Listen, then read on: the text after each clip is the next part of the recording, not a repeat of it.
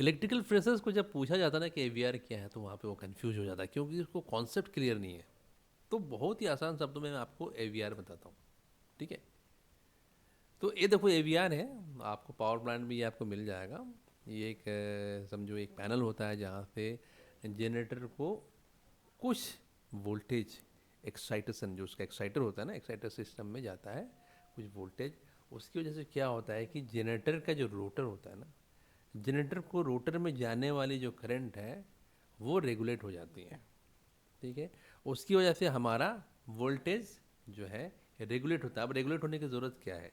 जब भी आप देखोगे घर में आप हीटर चलाते हो या इंडक्शन हीटर चलाते हो, चाहे कुछ भी इस टाइप का जो चलाते हो ना, तो उस वक्त क्या है, वोल्टेज ड्रॉप होता है क्योंकि लोड बढ़ जाता है। लोड बढ़ जाने पे फिर क्या होगा, वोल्टेज डिम हो जाती है। उस समय क्या है, हमें ज़रूरत है कि वोल्टेज स्टेबल रहे। तो जब पावर प्लांट में जब आपके जनरेटर पे लोड पड़ता है, तो उस पर वाकई में एक लोड पड़ता है, जैसे एक होता है ना मैकेनिकल लोड, समझो वही है वो। तो उसका जो रोटर है वो थमने से लगता है, मतलब उस पर लोड पड़ रहा है तो उसकी स्पीड भी थोड़ी सी डाउन होने लगेगी, और वोल्टेज जो है, वोल्टेज भी उसकी डाउन हो जाती है, उसकी जो आउटपुट वोल्टेज है वो भी डाउन हो जाती है। तब एवीआर जो है उस वोल्टेज को रेगुलेट करता है, कंट्रोल करता है, स्टेबल करता है। आप बोल सकते हो कि एवीआर क्या करता है, यदि आपसे पूछा जाए तो बोलो कि ये वोल्टेज को स्टेबल रखता है, क्योंकि लोड बढ़ने या घटने पर भी आउटपुट वोल्टेज को ये फिक्स्ड लिमिट में रखता है।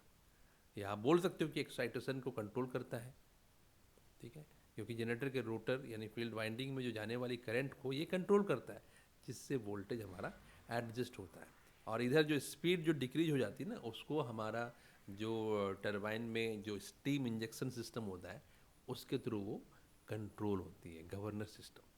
तो बहुत सिंपल सा है, इतना आप बता दो तो आपका जो इंटरव्यू ले रहा है वो सेटिस्फाई हो जाएगा। मिलते हैं फिर नेक्स्ट लेसन में, तब तक के लिए बाय, टेक केयर।